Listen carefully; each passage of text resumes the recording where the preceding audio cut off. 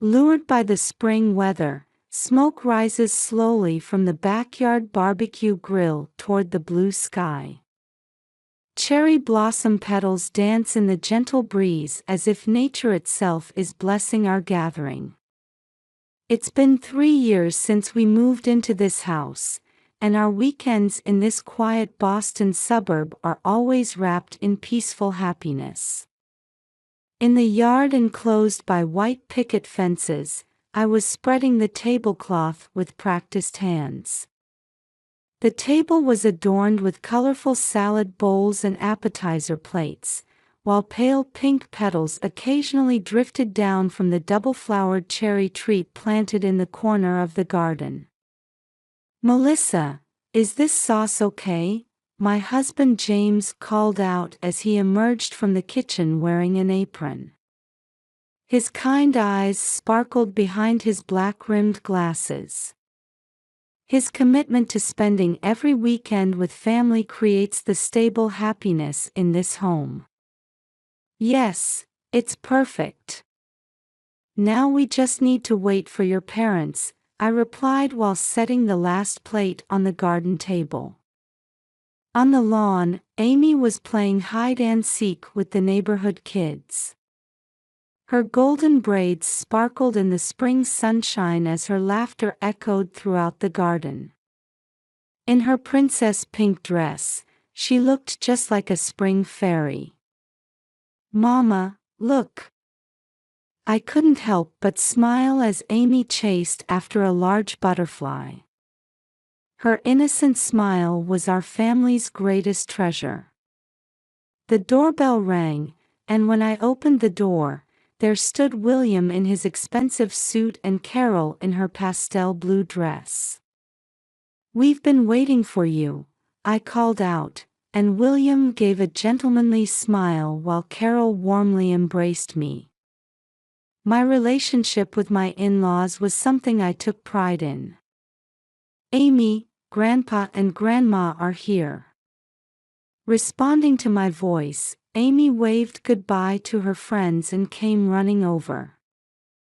Her steps were light, bouncing like the spring breeze. "Grandpa, Grandma." Amy spread her arms wide and hugged her grandparents. Her gesture was as natural and lovely as a butterfly landing on a flower.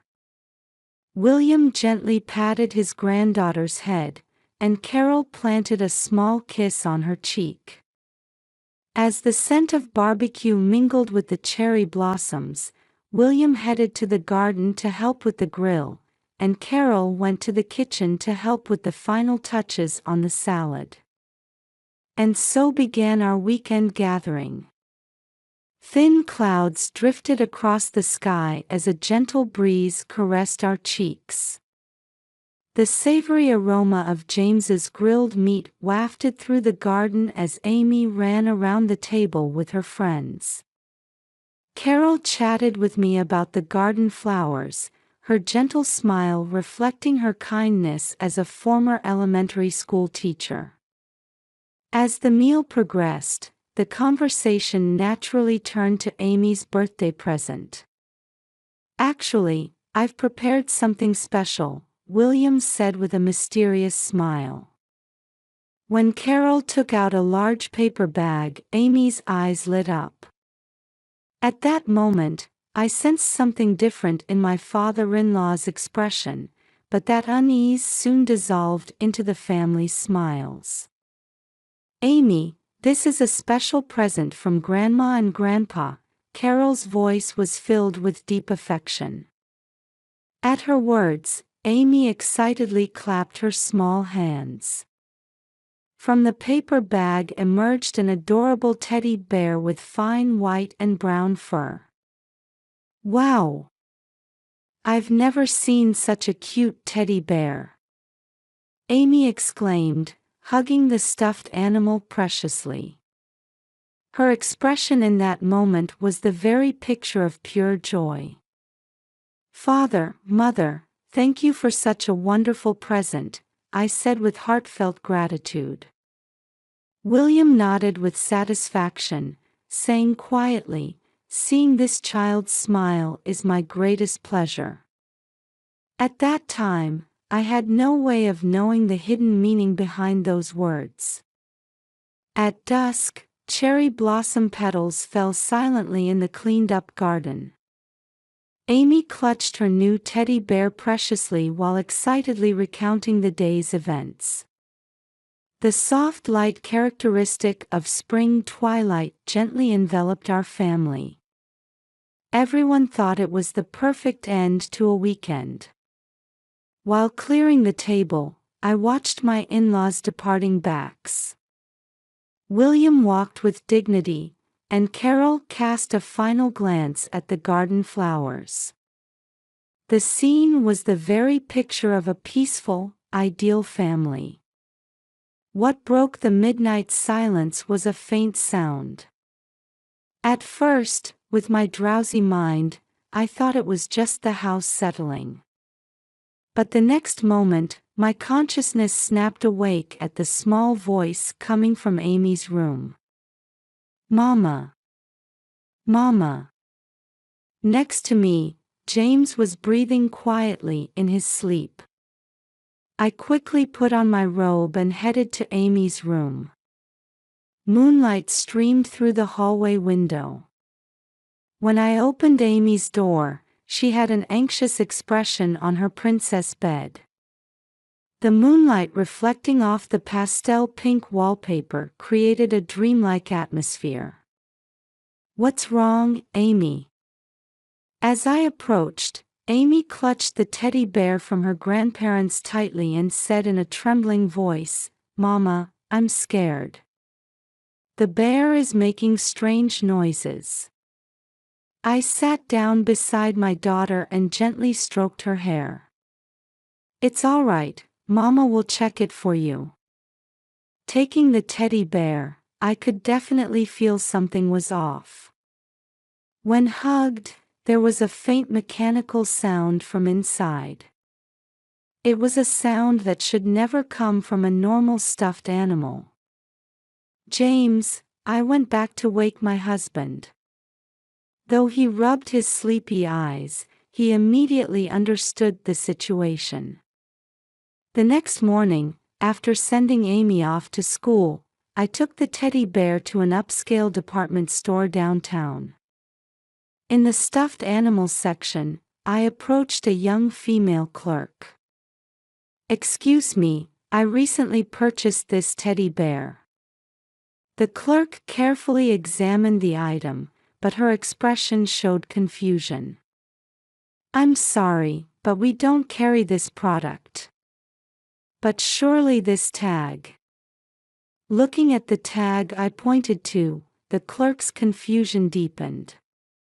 "This tag seems different. It's slightly different from our official products." Anxiety began to grow in my chest. On my way home, I decided to stop by a reputable local toy repair shop. Though it had an old sign, the skilled technician handled the situation carefully. "Let me check the inside." The white-haired technician began examining the teddy bear carefully on his workbench. His handling showed decades of experience. However, the moment he opened the seam on the back, his hands visibly trembled. "Ma'am, this is..." The technician's voice trailed off. On the workbench lay exposed a sophisticated small camera and high-performance microphone. They were clearly professional surveillance devices. "You should report this to the police immediately," the technician's voice was dead serious. "These are devices that aren't available in normal markets." Various thoughts raced through my mind. Who would do this, and for what purpose? The fact that such surveillance devices had been planted in Amy's bedroom made me feel intensely nauseous. "I'll contact the police." My voice sounded surprisingly calm, even to myself. But inside, anger and fear were swirling. My hand trembled slightly as I took out my smartphone. Within 30 minutes of reporting to the police, 2 detectives arrived. A seasoned older male detective and a young female detective. They began examining the devices inside the teddy bear with professional eyes. "This is a very sophisticated surveillance device," the older detective said. "It's a model that's difficult to obtain in the general market. Could you tell us where you got this?" As I answered that question, a terrible suspicion began growing inside me. Amy's birthday. The present from her grandparents. William's satisfied smile. And that sense of unease I felt then. It was all connected. However, I wasn't yet ready to accept that truth. When Amy came home, I smiled gently at her. "Hey Amy, let's sleep with a different stuffed animal for a while, okay?" Looking at my daughter's innocent smile, I had made up my mind. I had to protect this family, this child. No matter who the opponent might be. The police interrogation room was smaller than I had imagined. Gray walls, a square table, and hard chairs. The afternoon sunlight streaming through the window made the room's sterile atmosphere even more pronounced. The middle-aged detective began quietly while opening his notebook. Next to him sat the young female detective, keenly observing my expressions. "You received this teddy bear as a present for your daughter from your in-laws." My voice was intentionally controlled, devoid of emotion. I needed to convey the facts as objectively as possible. It was also a way to protect my own heart. "Mrs. Watson," the female detective said in a calm voice. "About this surveillance equipment, it's a very special product. It's not something available in the general market, mainly used by corporations or special agencies." Those words sent a chill down my spine. The weight of the term "special agencies" spoke to the gravity of the situation. "Actually, there are very few vendors who can handle this type of equipment," the middle-aged detective continued. "Currently, we're investigating the purchase route, but—" His words were interrupted by a knock on the interrogation room door. It seemed new information had arrived. The detectives temporarily left their seats, leaving me alone in the silence. Outside the window, cherry blossom petals danced in the wind. The spring scenery that had seemed so beautiful just days ago now stirred up an eerie anxiety. "Sorry to keep you waiting." The detective's expression had clearly changed when he returned. "Actually, we found the purchase records for this surveillance equipment. It was a very expensive transaction, through specialized import channels." At that moment, my cell phone rang. The display showed Carol. It was a call from my mother-in-law. "Excuse me," I hung up the phone. However, a message arrived immediately after. "Melissa, please listen. I didn't know anything. The police came to the house and asked various questions, but I really have no idea about any of this." The fluorescent lights in the interrogation room seemed painfully bright. "Mrs. Watson," the middle-aged detective began carefully choosing his words. "According to Carol's testimony, everything regarding the purchase of this teddy bear was arranged by your husband, that is, by William. Those words definitively changed something inside me. In my memory, my father-in-law's smile began to take on an ominous shadow. After leaving the police station, I headed straight to the hospital. I had received word that Carol had been urgently admitted due to excessive stress. Entering the hospital room, the former intelligent teacher's presence was gone, replaced by a frail elderly woman lying there. Her pastel blue hospital gown made her pale complexion stand out even more. "Melissa." Carol looked at me with tearful eyes. "Please believe me. I really didn't." "I understand." I held my mother-in-law's hand. It was ice cold. "You didn't know anything about this, did you?" Carol nodded quietly and began to cry. "But the police suspect me. The neighbors too." Her words were interrupted by sobs. The setting sun streaming through the hospital window cast deep shadows. That evening, a chance encounter with the neighbor at the supermarket complicated the situation further. "Oh, Melissa," she hesitantly approached me. "It must be difficult with Carol's situation. But you know, she was always unusually obsessed with her grandchild." I was concerned about how she was always watching through the window. I wanted to object to those words, but at that moment, William strode confidently through the supermarket's automatic doors. Still in his expensive suit. That gentlemanly smile, as if nothing had happened. When our eyes met, his smile seemed to freeze for an instant. However, he quickly recovered and gave an elegant bow. "Melissa, how is Carol doing?" His voice carried the same gentle tone as always. But something lurking beneath it sent chills down my spine. "Father," I answered while carefully choosing my words. "She's getting some rest."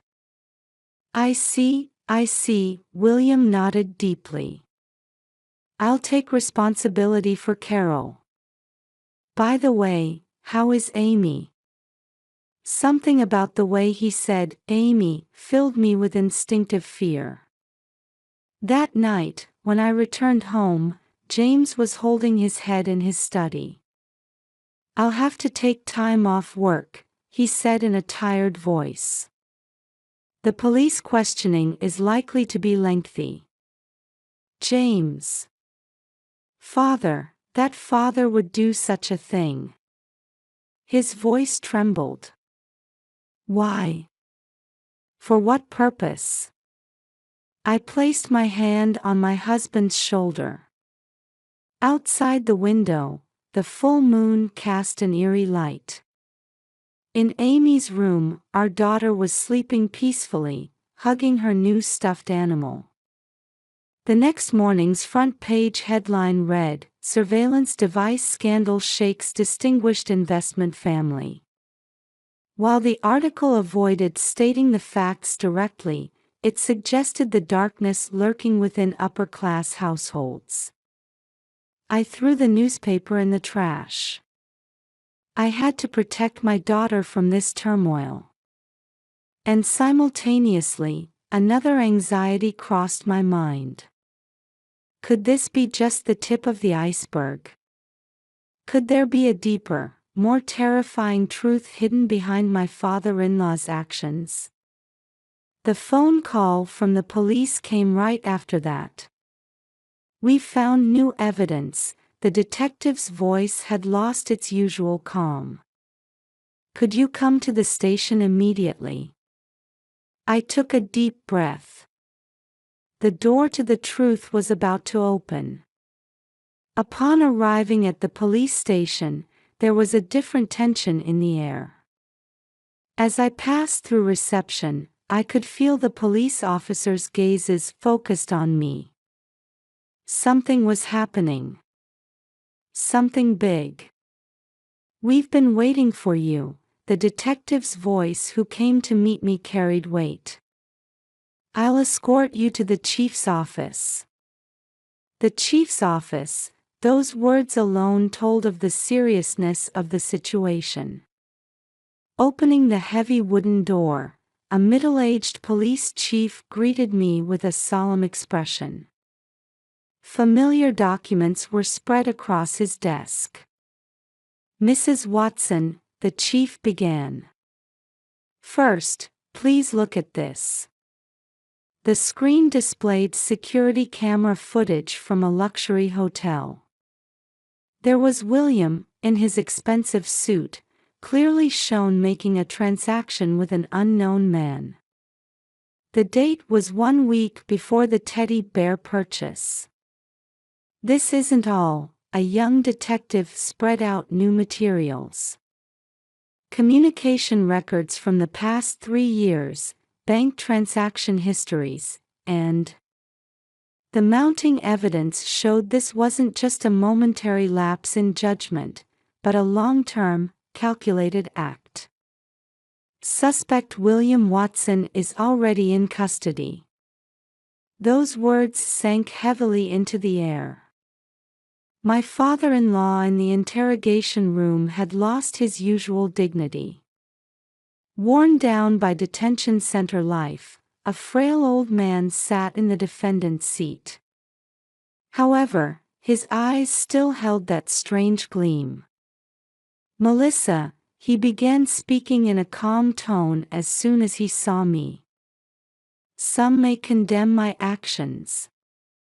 But this is all love." That word, love, made me shiver. "Amy is my masterpiece." William's expression became almost rapturous. "Every single move she makes, everything is precious, valuable data." "Data," my voice trembled. "Yes, data," he continued as if in a fever. "I'm recording everything about her growth. Her smiles, tears, stumbles, successes. I'm creating perfect observation records. Isn't this true love?" At that moment, I understood. The person before me wasn't my gentlemanly father-in-law. He was an obsessed observer, possessed by the need to control. "Are there other devices?" I asked fearfully. William gave a cunning smile. "Well, who knows? Why don't you try to find them?" The next moment, his expression suddenly changed, and he slammed the table hard. "I have every right. That child's entire life belongs to me." The interrogation room door opened, and several police officers rushed in. Among the chaos, I heard my father-in-law's shouts. "I'm not wrong. This is true love." That afternoon, there was a meeting with a psychiatrist. After a long examination, the doctor gave his diagnosis with a grave expression. "He shows severe controlling personality disorder combined with delusional attachment disorder. Particularly notable is his abnormal fixation on observation." The diagnosis report contained even more shocking facts. There were signs that my father-in-law had repeated similar actions in the past. Carol, hospitalized, deteriorated further after learning this truth. I should have noticed. She gripped my hand while crying. That night, I spent a long time watching Amy's sleeping face for the first time in a while. Watching my daughter's innocent breathing, the events of the past played through my mind like a film reel. Suddenly, Amy woke up. "Mama, when is Grandpa coming? That innocent question squeezed my heart. How should I explain? How could I protect this pure heart? The next day, there was another report from the police. They said they found massive amounts of data and records at my father-in-law's home. Videos, audio recordings, and diary-like records documenting Amy's life. They were evidence of an obsessive fixation that bordered on madness. Unfortunately, this might be just the tip of the iceberg. The detective carefully chose his words.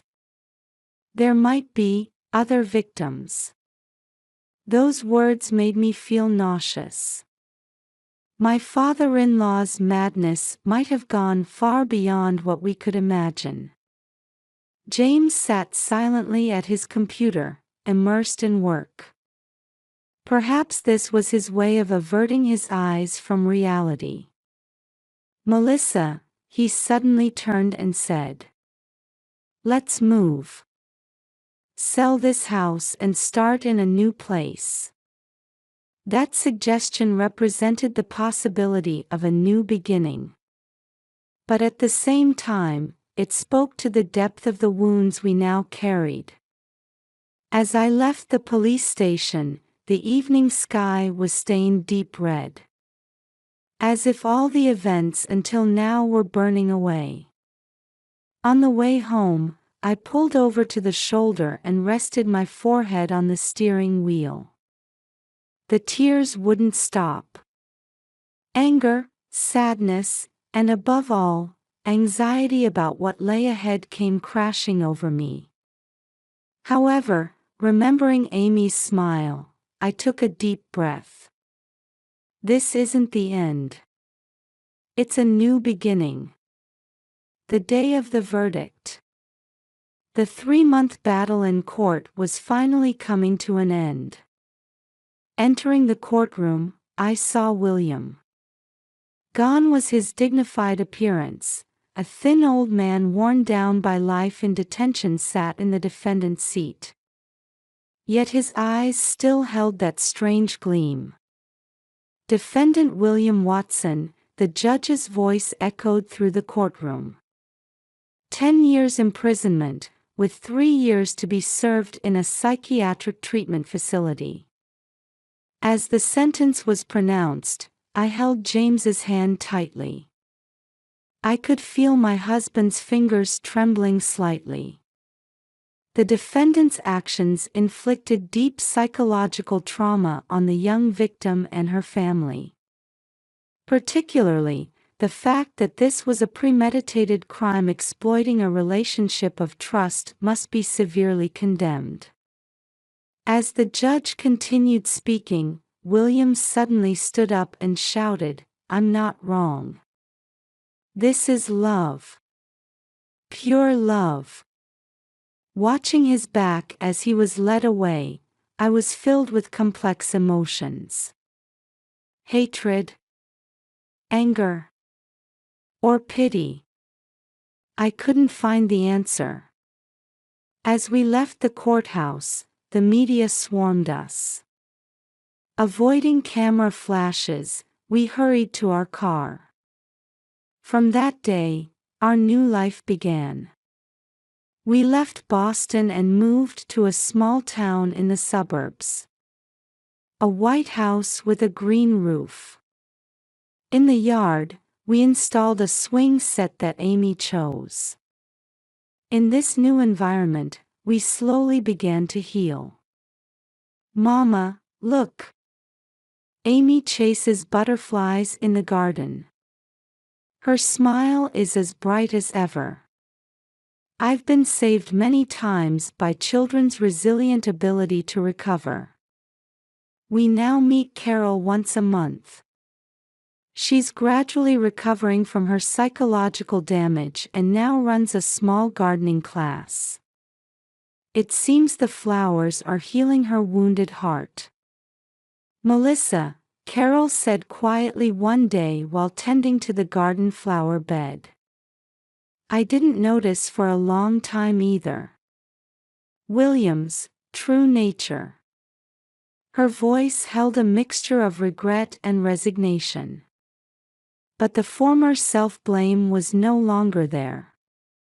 Perhaps this was her own form of acceptance. Amy quickly adjusted to her new school. We explained the situation to her teacher and asked for special consideration. "I'll keep a watchful eye on your child," the teacher promised with a kind smile that gave me peace of mind. We all continue with psychological counseling as a family. Overcoming trauma takes time, the counselor says. But your family's bond is very strong. James started working at a new company. "I want to live a different life than my father," his determination was firm. He always spends weekends with family, cherishing his time with Amy. However, complete healing is still a long way off. Amy still wakes from frightening dreams at night. I myself am still struck by sudden anxiety. Still, we're moving forward one step at a time. Letters occasionally arrive from William at the psychiatric hospital. However, we return them unopened. Let's put an end to this. This was our family decision. One weekend afternoon, Amy, hugging her new stuffed animal, asked curiously, "Mama, why was Grandpa always watching me?" Her innocent question momentarily left me speechless. But I quickly answered gently, that was Grandpa's wrong way of showing love. Amy thought for a moment, then smiled brightly. "But Mama and Papa's way of loving is right, isn't it?" Those words brought tears to my eyes. In my daughter's innocent smile, I felt I saw hope for our future. Time flows, seasons change, and scars gradually fade. However, this experience remains etched in us as an indelible lesson. What is love? What is trust? What are family bonds? As we search for answers to these questions, we weave our new days together, one step at a time.